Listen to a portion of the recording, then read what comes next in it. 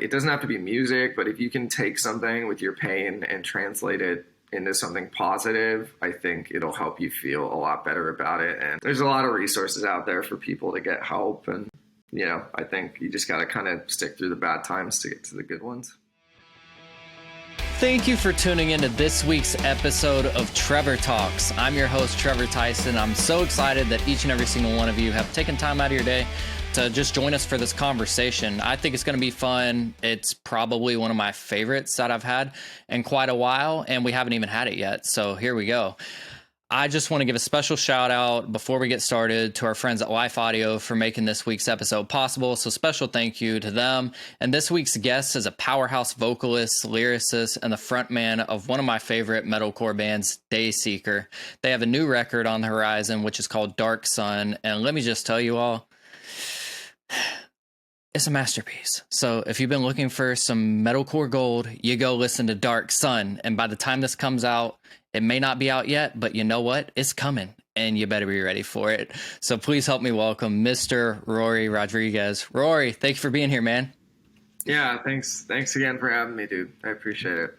Dude, of course. It's like I was telling you before, I've actively been listening to this thing nonstop. I had a 4-hour flight from LA back to Atlanta the other day, and I listened to it the whole way. And I'm like, this is something you can get lost in and actually feel like you're enjoying a full album as a whole. It's not like you had 20 singles come out off of it and then you dropped the record. Like, this is something that fans are going to get lost in. And even people that haven't heard of Dayseeker before, it really just defines a whole new genre, it feels like. So I don't know if that was intentional or not, but that's amazing.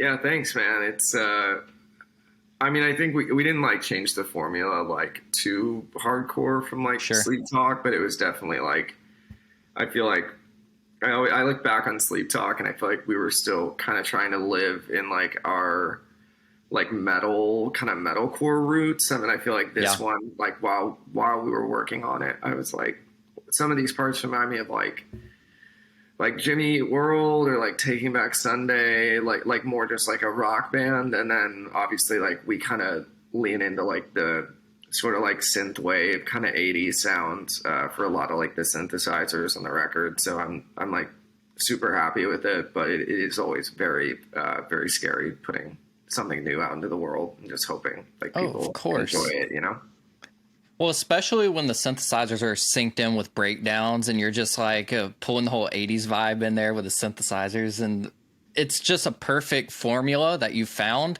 And after hearing Sleeptalk and falling in love with it, like during the pandemic, it's like, can they top it? Can they not? And I'm happy to say, like, I don't think you can actively say that you can top something like that because it was a masterpiece, but they're both in the same lane. Like, they're both masterpieces. So shout out to y'all for just going out on a whim and trying something new. Like, it's honestly refreshing. Like, you hear a lot of the same sounds come from bands, and this isn't it. So Dark Sun is something all on its own.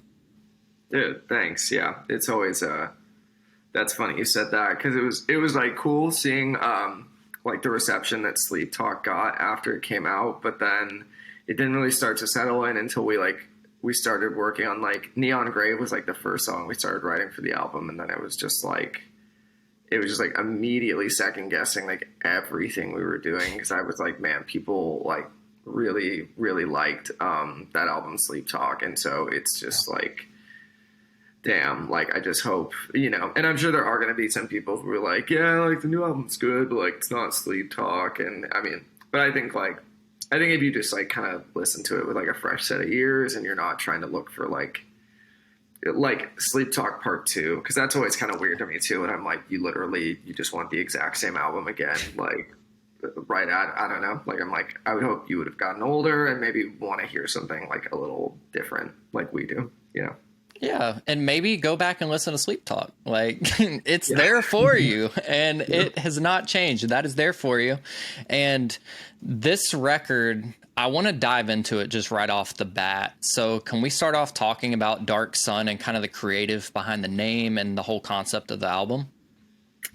Yeah, I mean, it was a lot of just like kind of compiling like instrumentals and just kind of like vibes sort of like first. And then we kind of dig a little bit more into like the lyrical stuff. But yeah, I mean, I ended up writing like half of the album about my father after he passed away, and then so there's like 5 songs on there about it. And I mean, there's like Dream State, Neon Grave, like they kind of all touch on like different things. But Dark Sun was just a very kind of like a metaphor basically for just feeling like the sun burned out like the day that my dad died. So that's kind of like a lot of this like sort of apocalyptic imagery in that particular track. But it felt like because so much of the album was about my dad that the title track should be like one of the songs about him. So it just had a cool feel to it. I kind of just like, even before we got like the album artwork done, I just had a kind of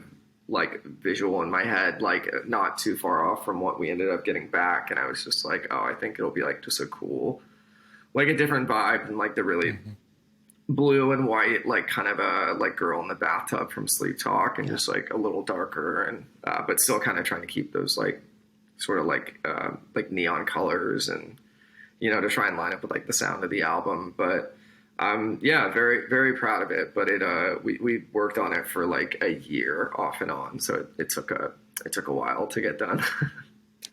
Well, I'm proud of it, and I didn't even make it. So it's, thanks, man. It's going to be something for everyone. And if they don't like it, they obviously didn't listen to it correctly.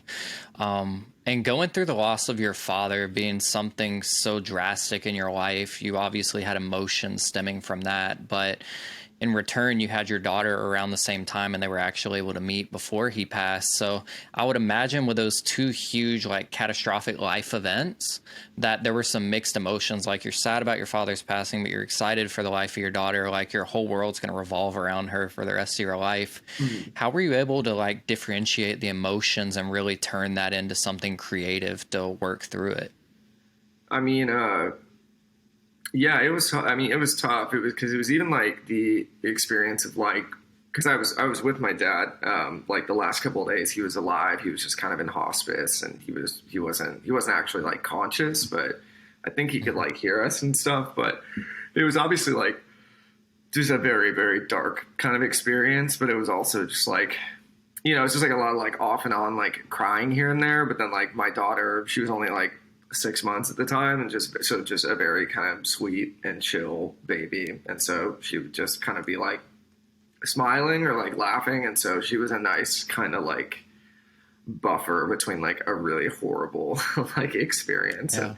And I think I'm very thankful that like I had like my daughter after my dad passed, because it was like, I mean, like, it's still horrible, like losing your parent, but I feel like having her there as like, just like this ultimate distraction of like so much love and like joy. It was like a nice thing to like, I don't want to say like take my mind off of like that experience, but it just, I think it helped me like make sure I wasn't just like wallowing in just like this like really tough point in my life. And I think like, I don't know. I feel like it's just when I get locked into a song, I just really try and like throw myself back into it. So like Dark Sun, I obviously just like really tried to pay attention to how I was feeling at the time. But then, you know, on the flip side, there's like Afterglow. I wrote about my daughter, and it was nice too, because we like kind of worked on that one. Like it was like the last song we worked on for the album, but it was better because Afterglow was actually the second song, like instrumentally, that I brought to our producer after Neon Grave. And we sat on it for like a long time. And I was like trying to write for it, but it ended up coming out better, I think, like the longer she was alive. Because then there was all these like aspects of like, I had gone away on a couple tours. So I was like experiencing like those emotions and like kind of feeling like I was missing out on like these like small milestones in her life because I'm gone on the road. And then so, you know, just kind of trying to dive deep into that. And then even like there's a track called Homesick. So I feel like Homesick is like a good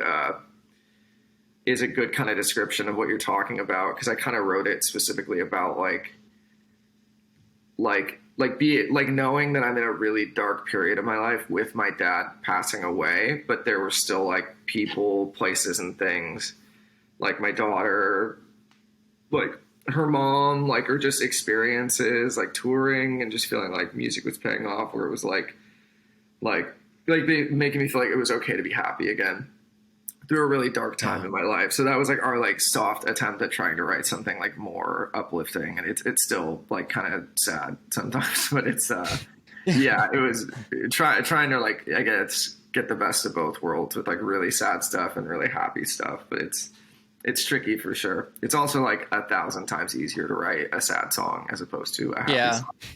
Yeah.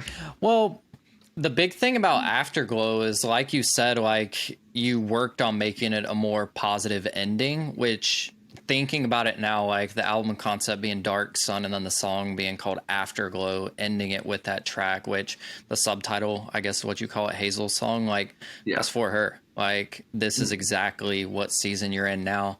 And the vulnerability behind that track really stuck with me of like, I'm not a father, but my best friend and his wife just had their baby last week, and being able to, like, I met her yesterday and was able to hold her for the first time, and seeing something like a person so tiny, like so helpless, so innocent.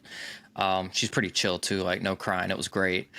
But being able to see and hold someone that small, it's like you can't help but be joyous in that moment.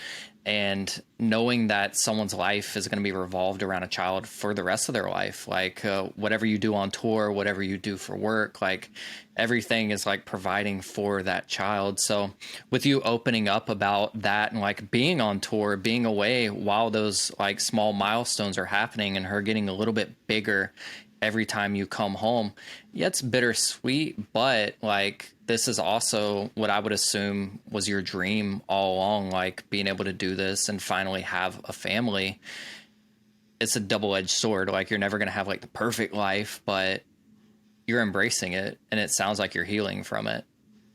Yeah, I'm trying. You know, it's, I think now it's like if I had my daughter a few years ago, like pre sleep talk, I actually don't know if I would have like kept doing music as like Wow. seriously as we have been, just because like it wasn't really like, it was only like up until like maybe like a year ago that I came home from a tour and I was like, I don't think I need to work a job anymore. Like, I had like thankfully like made enough money to like pay my bills and then some, and then I knew I was going to make more on like our headline. So I was just kind of like, oh, like I had Yeah. like my transitional moment where I was like, I can now make a living like just touring, but like that was not the case before Sleep Talk. So it's interesting to think about, because now it's like, it is sad, but I also like, I just kind of have to constantly remind myself that I'm going on tour like to make money for her and to like put food on the table, and it is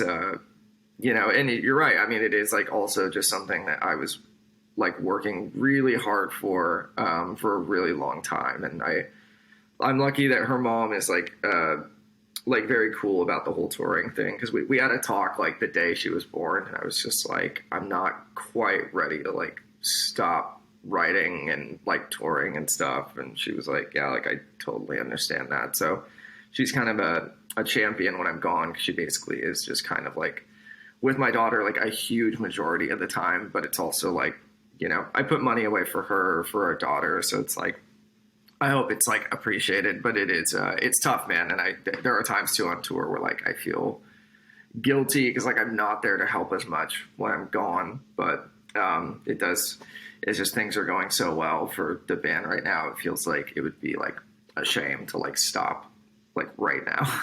You know. Oh yeah, of course. And y'all have accumulated such a fan base as well. Like we were talking before we started recording, at Blue Ridge, the computers got hot or something and you weren't able to do your full production. You Yeah. just came out with an acoustic guitar, and that's terrorizing for most, but you were able to work through it. And it was actually like, not saying the set wasn't going to be amazing, but that was a memorable moment. Like, a lot of people in that crowd are never going to forget that. They had that intimate moment with just you.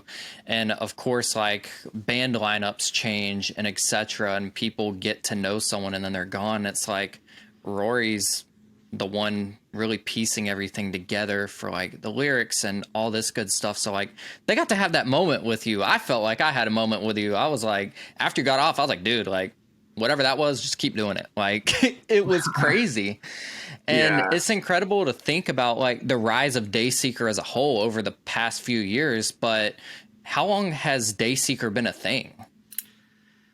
Probably close to like 10 years now, Yeah. which is wild. But I mean, it really only started picking up a few years ago when Sleep Talk came out, because we were kind of trying to still, I think like we had like a small, like really minor rise in popularity when we first like got signed to In Vogue Records, and we were kind of like really based in like metalcore and post-hardcore, like very like half screaming, half singing, like a lot of the time. And so I think like we just kind of kept writing it, and I feel like it was still pretty like authentic on like the first two, and then I feel like by our third album, it's called Dreaming is Sinking, Waking is Rising. I feel like there are some good songs in there, but I also just felt like even while we were making the album, like there were just times where I felt kind of like uninspired, or I felt like I was reaching like creatively, because I just didn't feel like our hearts were like, well, like, because we didn't like, none of us listened to like a lot of metal or hardcore, and then we were just kind of like, I don't really get like why we're writing this music still. And then Oh, of course. I think we were just scared to like branch out into something different. I think there's so many bands who like they try and go softer, and I feel like their fan base just kind of eats them alive. And we were, but then it was funny because I feel like it was the opposite for us. Like we did it, and then like a lot of our fans were like, "Oh, like finally." We were like, "Oh, okay." Like I thought people were gonna hate this when we tried to go softer, but it's. I'm happy, yeah, like that things are. It took a while, but I'm happy. It seems to finally be going well.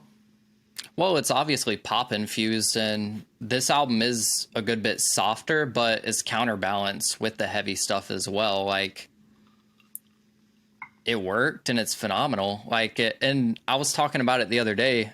You guys being packaged with Bad Omens on this next tour is a perfect package. Like, you're both kind of walking that genre line, which you guys are like 6 different genres, like personally I would say. But like going back to the album that you just spoke about, Dreaming is Sinking, Waking is Rising, every time I get in the car, Abandon turns on, I just turn it up because like it'll go on shuffle or whatever, and I'm like, heck yeah, like this is good stuff.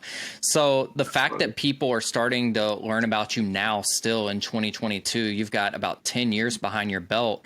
What did it look like coming up? Like, obviously you did Warped Tour, you've toured the country in vans. Like, it's not the most glamorous lifestyle in the world, and a lot of people don't realize, like you said, like up until maybe a year ago, you still worked a job. I know people that are in really successful bands right now in the public eye, and they still go home and work normal jobs. What did that look like for you?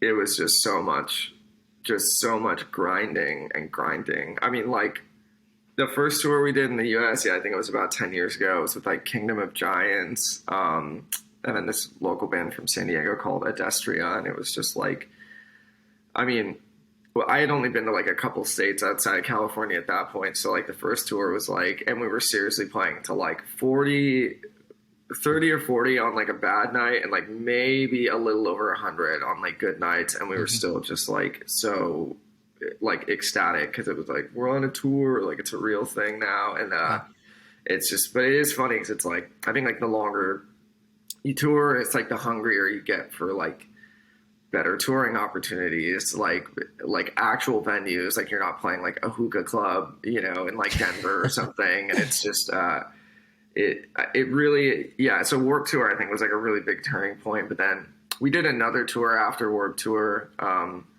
with this band Palisades, and it's just, I don't know why, but the tour just like did not do very well. A big majority of the time. It wasn't like horrible most of the time. I could tell we were kind of, and I think that was right around when Dreaming is Sinking, like a little bit after that had come out. And I think we were very much like, yeah, like I don't think I can keep doing this much longer. Like I think we really wrote Sleep Talk as kind of like if this goes like how all the other ones have gone in popularity, I don't know if we're going to be a band much longer. Because it was just like, yeah, driving like 10 hours to play to like 80 people and do a couple $100 in merch a night, and you're just like so sleep deprived and just like living in a van. It's just, yeah, it's like the juice is not worth the squeeze, you know. But yeah, I think when Sleep Talk came out and we did a tour with Wage War, that was when we kind of were like, and it was funny because I think it came out the day that that tour started, and even just the lead up hype of like the singles we had dropped before the album came out, like the live experience was a lot different. And then obviously the pandemic happened, which it seemed like a bummer because I felt like we were just kind of hitting our stride, and we were, but I feel like it like that album, I feel like became a lot of people's like quarantine album because there was like nothing to do. It was it was a hard time. And I think it was like, it had such a chance to like kind of like marinate that by the time we came back we picked up on a tour with like We Came as Romans and The Devil Wears Prada. And that was especially kind of like an oh shit moment. There was just a lot of like, oh my God, like there's a ton of people who sing along now. Like the energy is just very different. And then, I mean, we did our first proper headliner earlier this year, and it was just like crazy. It was just like, it definitely feels like over the last couple of years, like I don't know, like it just feels like we're a real band now. Like not like I mean, we've been a band for a long time, but it definitely was just kind of like just all the touring opportunities that we have even for like next year that we haven't announced yet. It's just like really, really cool stuff and it's like stuff we wanted for a really long time. But you're right, man. It's an absolute grind. Even now, like with the shows being good, there are times where I'm like, this is hard. This is really, really hard sometimes. Mm-hmm. Well, you were persistent and you stayed the course, and now you get to enjoy the benefits of it all. And it's funny you bring up the Wage War tour because it popped a random memory in my head. We were doing Radio City Music Hall the night that y'all were in New York City, and after I got done, I got an Uber and like went to the Gramercy Theater, and they were like, oh, it's sold out. So I spent $30 on an Uber, didn't even get to see the show, but I made an attempt to be there that night. And just a random memory. It's so fun. Sorry, I think man. I'll let DM. Those shows sold out. Sorry, we sold out. Like, no, dude. I got to see the venue outside, and people were packing up trucks and stuff, or like, I guess y'all played first and packing up the van and stuff. So it was fun. Yeah. But in your music, like historically and in this record, you open up about your mental health quite a bit, which is something I like to open up about and talk about as vulnerably as possible because so many people are out there struggling. And we did this event the past 2 years called Choose to Live, and it's like so many people out there are struggling, and we try to bring as many people together as possible. Like a lot of my audience is in the faith-based circuit, so of course we have like the Christians, but then we have like atheists, like agnostic, like everybody come together for one event. Like we're not talking about anything other than mental health. I'm gonna pull out a Nerf gun and shoot you if you go into something else. Like it needs to happen, and the vulnerability that you're opening up to in your music is helping a lot of people, whether you see it firsthand or not. Like I can imagine when you're at shows, people come up to you and are like, man, you saved my life. Like your music helped me through a really dark time. Is mental health something that you've like struggled with in the past? And if it has, how have you been able to overcome it? It's funny. I mean, and you probably wouldn't imagine it like off of our music, but I feel like for a really long time, I've been like pretty okay with my mental health. And I think I have like songwriting to thank for that. Cause I feel like since I was like 15 or 16, it's been like a very like cathartic, just like kind of release. Like I've gone through like breakups where I've just been like so sad and heartbroken. And then I would like write songs about it. And every time I would like feel like I translated like really negative feelings into something that was like some form of like art or something that was productive, it like made it feel less like in vain to me. Like I was like, well, yeah, I got dumped, but at least like I wrote this song about it. And I wouldn't say it's like self-torture, but it's interesting. I have this side project called Hurt Wave, and I like just started talking to this girl who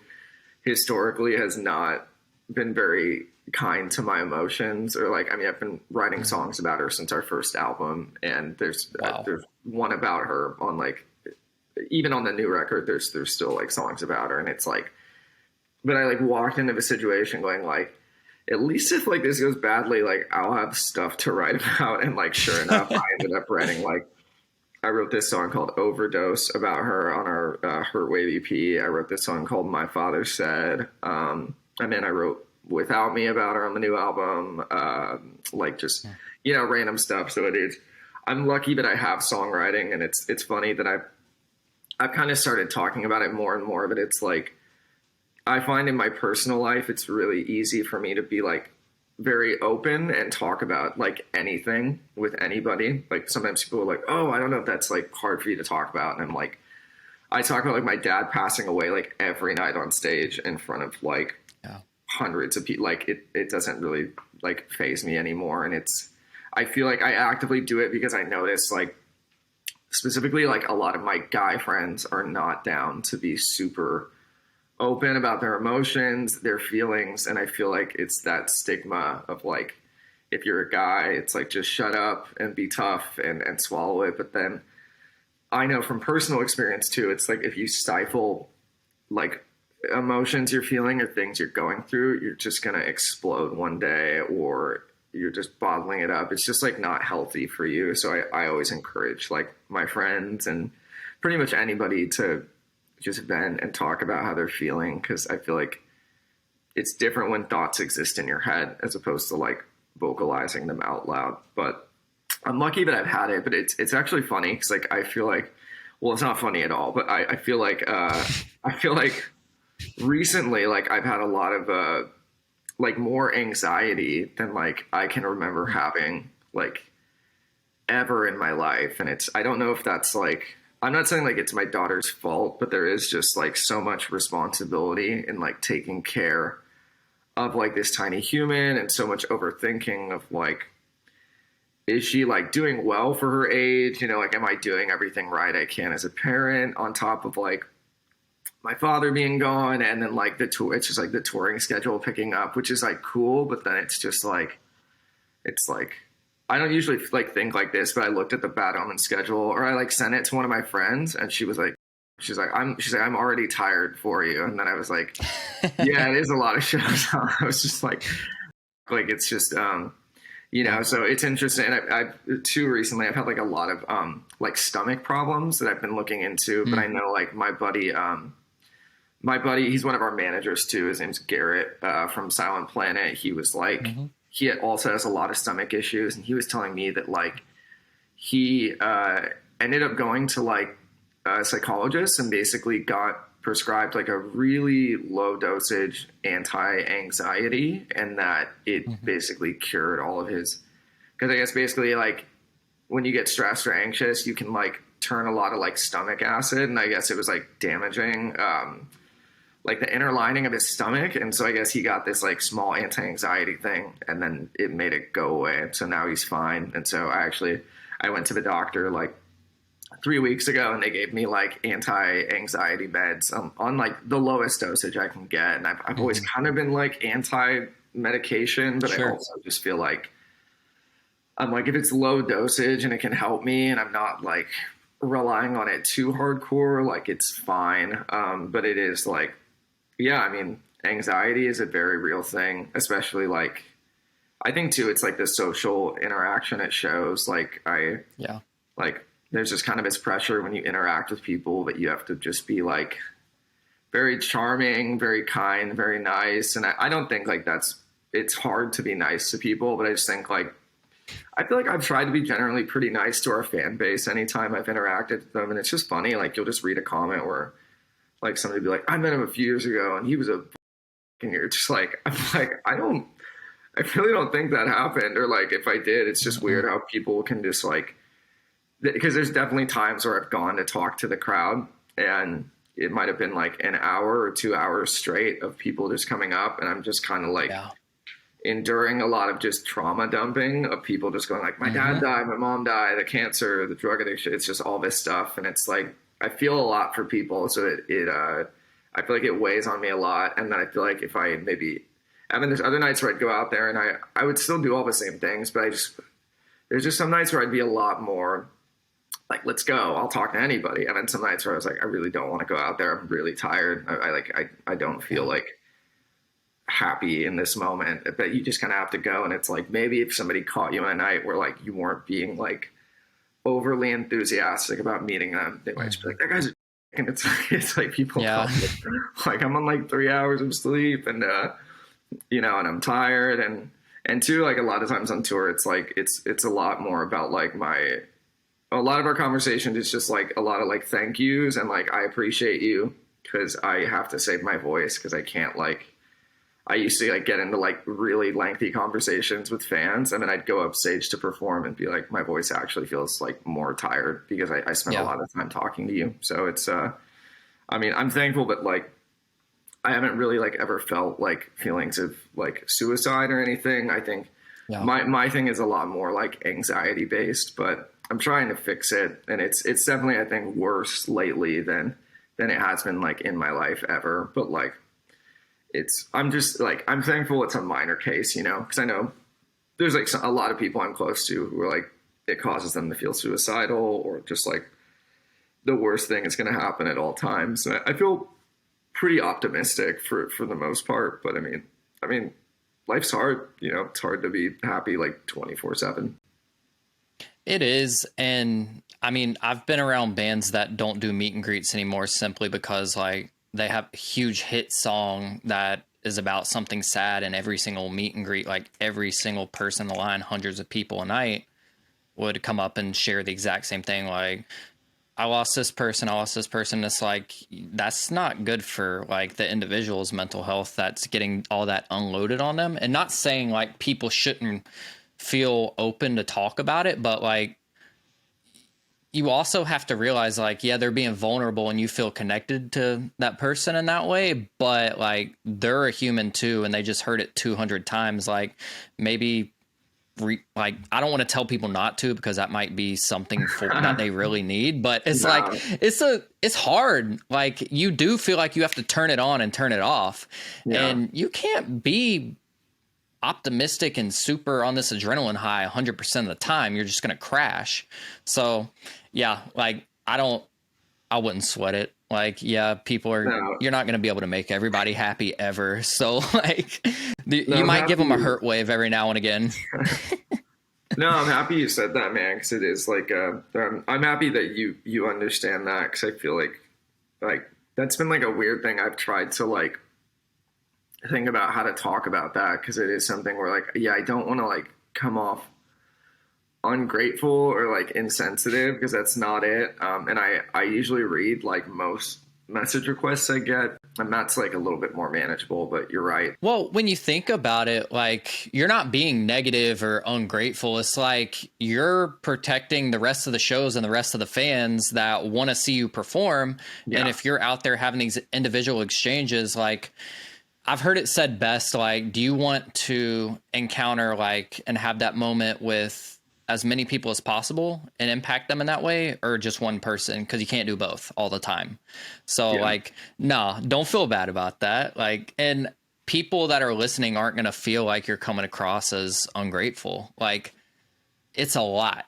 You're a very emotional writer. You're encountering a lot of people. A lot of people are hearing and seeing these music videos and the imagery that you've built out of vulnerability. So you're running the good race. I think you're doing an amazing job. And really, to just close this out, if someone's out there struggling right now, maybe they just lost their dad or they're going through something just to where they're not going to hear it on meet and greets and stuff, what would you say to someone struggling in this moment right now?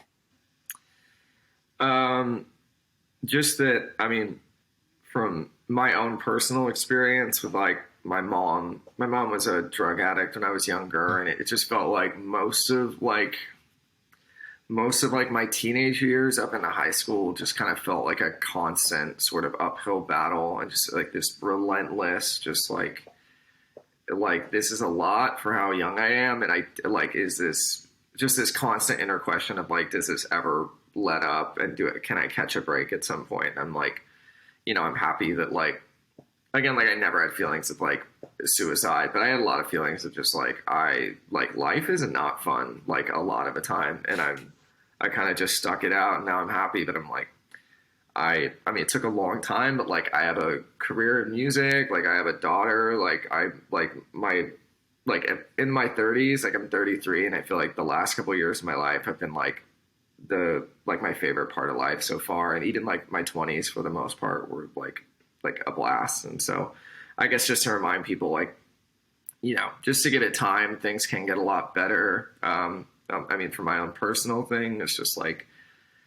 yeah, not to hold anything in. If you can like, it doesn't have to be music, but if you can take something with your pain and translate it into something positive, I think it'll help you feel a lot better about it. And there are so many resources, I feel like, these days for people to get help, like mentally. I mean, like your friends are great, obviously, but like, I'm like a big supporter of like heart support. I think they even have like, I'm pretty sure they have even like an anonymous message board, so that if you want to, you can just like open up about like very real experiences you're going through. But you like, if you didn't feel comfortable in saying like, this is me and my name, like you can still get like help or advice like from people, but they're a great support system. And yeah, I would just say just to exercise, just try probably not too many drugs or alcohol, and just try and take care of your body. But I mean, there's a lot of resources out there for people to get help. And, you know, I think you just got to kind of stick through the bad times to get to the good ones. Yeah.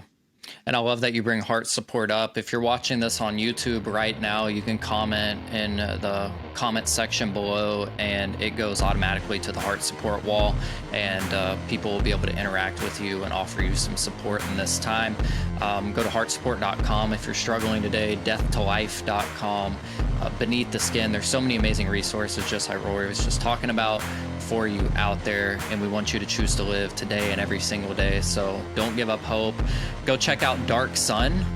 They've got some amazing pre-order bundles out right now, and I assume a lot of really cool things on the horizon after hearing everything you've discussed in this, Rory. So thank you for being here. Thank you to everybody for listening. If you're new here or if you're old here, like, I know this is a little bit different of a conversation, but you know what? This album's a banger. Rory's got a great heart, and I'm so glad you guys joined us for this today. We'll talk to you next week. Bye now.